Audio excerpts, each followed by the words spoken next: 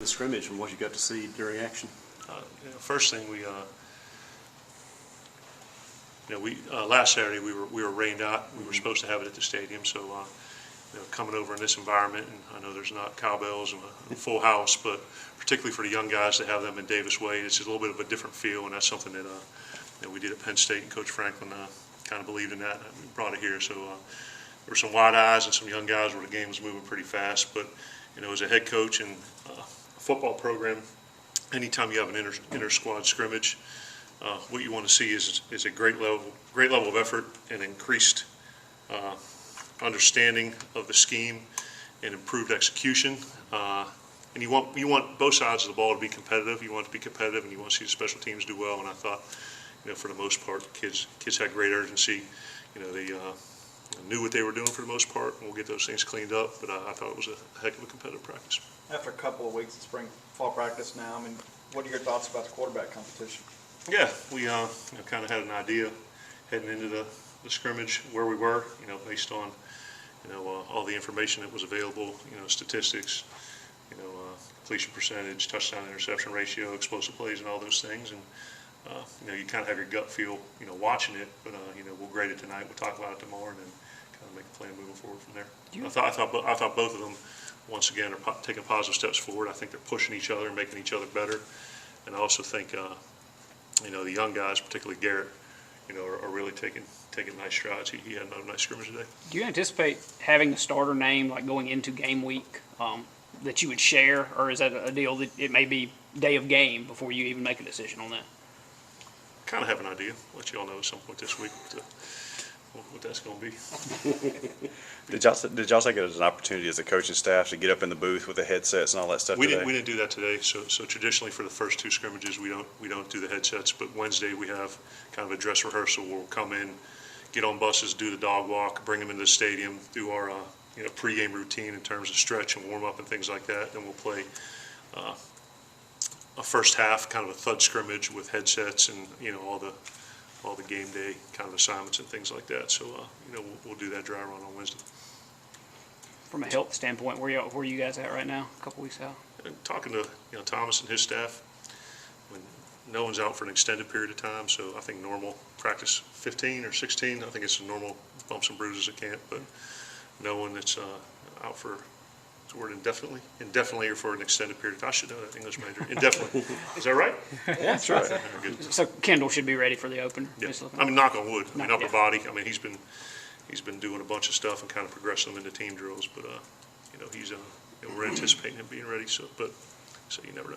Willie back in practice full time? Sure. Willie back in practice full time? Willie's still got a lower body. We held him out today, and we're cautiously optimistic for that when we start ULL prep that he'll be ready to go. How different is a quarterback competition for you this year compared to last year when you had a returning starter in the mix, and this year you don't? I think the difference is there's not an incumbent. Where Nick had played a lot of football and won a lot of big games, and kind of had a young guy behind him that you were looking to evaluate and develop. And now it's I'll say both untested guys. One guy's played in this system for 1 year, and the other one for going on his fourth year. So when it's every depth charts are written in pencil. Every spot is open, but this is one where KT would have had to do something out of the ordinary last year to unseat Nick, and now it's a true open position battle. Penalties were a problem in some of the games last year, even in the bowl game. But yeah. Are you seeing more discipline out of them during these scrimmages and stuff? Yeah, I think after the Kentucky debacle, I think we got it cleaned up pretty nice. I think actually statistically we were in the middle, maybe the upper half of the conference in penalties, and then the bowl game we kind of lost track of that a little bit, and had some. To me, there's going to be holds, there's going to be pass interference, there's going to be things like that, but it's the pre-snap offsides and the post-snap deals. But yeah, I think year two, when you talk about discipline as you're mentioning, I think that ties into culture. I think we're seeing great leadership and chemistry, and I would hope discipline on and off the field is part of that. Any update on Corliss or Green? The update is there's no update, unfortunately. But not for lack of effort. We're trying, and as soon as we know, we'll let you all know. Well, you generally like to have a clean divide between the ones and the twos at wide receiver, like Yeah. a well-defined rotation there. How close are you to that, do you think? To a rotation. Or to like well-defined ones and twos? Well, at wide receiver? they're making it hard. I mean, when you look at which is a good thing, when you look at the Z position, you've got Osiris and Javante. You made that correction. So if you are, it's a long A, straight line across it on a soft A. And they're really pushing each other, and he's a guy coming in from JUCO that has made a lot of nice plays in camp. Dedrick, Zuber, and Austin, and then Guidry and Cam. Those guys are all pushing each other, and I don't know that necessarily.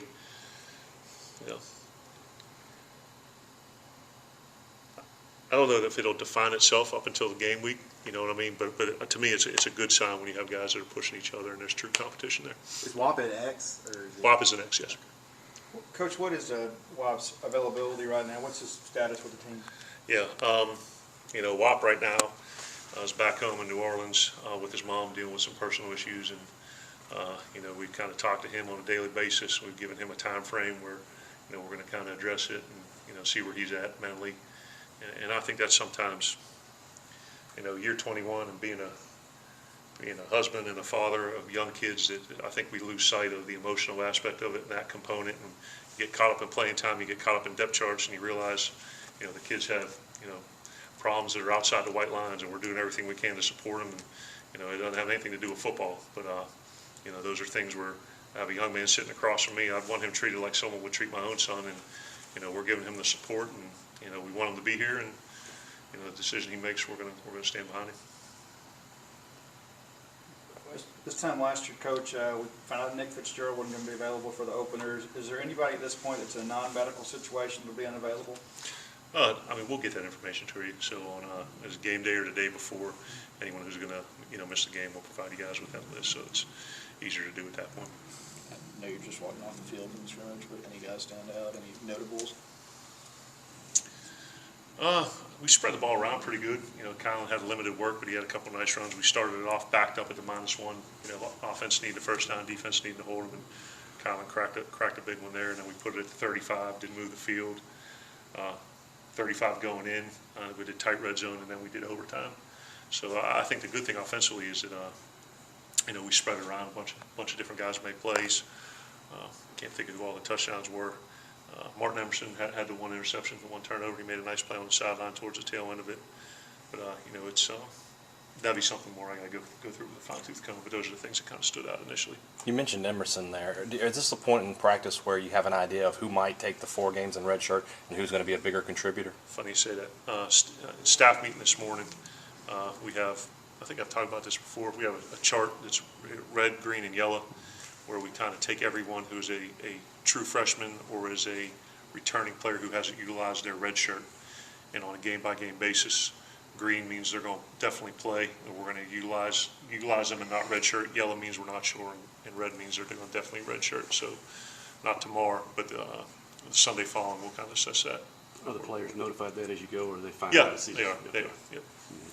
We include them in that process. We've talked about Javante Payton several times, but every practice we come out here, he kind of flashes in practice. What do you guys see when he goes to full team drills, when he's got a defender in his face? He's got very good speed. He's got unique body control. I know we kind of compared him to a guy when I was at Pitt, and that's a long time ago. Kind of sinewy, kind of real quick start and stop, change of direction. He's got good natural hands, but he's the kind of guy at either the Z position or he can probably play the slot too. That combines good athleticism with good change of direction, natural ball catching skills. With Kareem Kind of not taller than you think too. with Kareem not here yet, who's kind of you see making the third team back, behind Nick? Lee Witherspoon's been taking them reps. Then you got Alec, Rob Rivers, and then we got another young man walk on, Connor Higgins, taking them reps. But right now it's Kylan, Nick, and Lee. And Lee, he had a touchdown tonight, right? A couple long runs, he scored a touchdown tonight. Yeah. How's he without the ball? How's he without the ball? Yeah. Well, just Talking in pass pro? Yeah. Any situations not running? Is that, No, he's improving. And the first thing is knowing who to block, and then the second thing is we got Brian Cole or Harold Thompson ripping off the edge to kind of stand in there and block them. Those are two. So we'll take the first step, know who to, and then after that. But the thing is, he has the will to is better than the skill to sometimes, and if he can't, he'll stick his face in there and block. We got to get him reps and teach him technique. Some of the players have mentioned that Chauncey Rivers has really kind of stepped up into a leadership role. What are you seeing from him? Exactly what you said, last year, it's kind of hard not to get caught in the shadows of Montez and Gary. They cast a pretty big shadow, but now with he, Kobe, Marquise, and Fletcher kind of taking that role, and when you're in your last year of eligibility, you kind of have that senior year urgency. So everything that he's doing, it's characteristic of a guy who knows what he needs to do in his last year, personally and for the team. Sort of off topic of training camp, but speaking about recruiting, I was looking at some numbers, specifically how much schools are spending on recruiting. Mississippi State is, toward the bottom of the SEC and even Power 5, but Yeah. is there a situation in which you think that those numbers could go up, and if they did, what would that do for the program? Yeah, we certainly, I don't know that we'll ever have the resources of an Alabama or an LSU or Texas A&M. I think that's part of our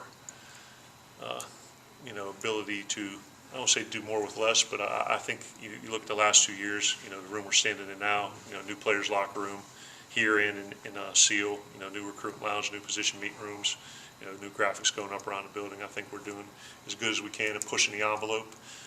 But I think it ties back to what we spoke about last time, that we've got to be really good in the evaluation process and find the type of kids who being at Mississippi State is important to. So, certainly we'd love to have those kind of budgets and all the bells and whistles and gadgets, but the administration's doing a good job, trying to get us those things, and ultimately we got to, play the hand we're dealt.